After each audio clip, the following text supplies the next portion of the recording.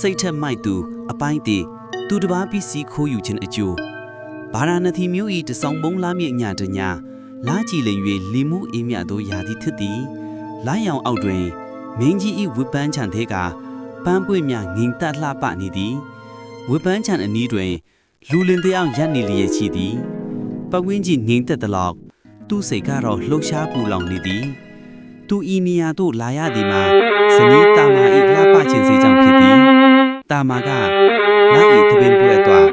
ဝစ်ပန်းရောင်စား၍ဝစ်ချင်ကြောင့်မရမခတောင်းဆိုထားသည်သူတို့ဘဝတတော်ရိုက်ရွာဖြစ်သည်ဖြင့်အလှဆင်ခြင်းစိတ်မျိုးမတတ်နိုင်သူဖြစ်ပေမဲ့ဇနီးရဲ့မျှော်လင့်ချက်ကြောင့်မင်းတော်ရဲ့ဝစ်ပန်းချံမှာပန်းခိုးယူရန်စဉ်းစားရသည်သို့တော့အလုံးမလွယ်စွန့်စားရမည့်အကြောင်းဖြစ်သည်အချစ်အတွက်အသက်တောင်ပေးစွန့်စားဖို့ကြံစည်နေတော်လေကိုလုံး၏အမှုမှန်မှန်ကိုစဉ်းစားနေလျက်ရှိသည်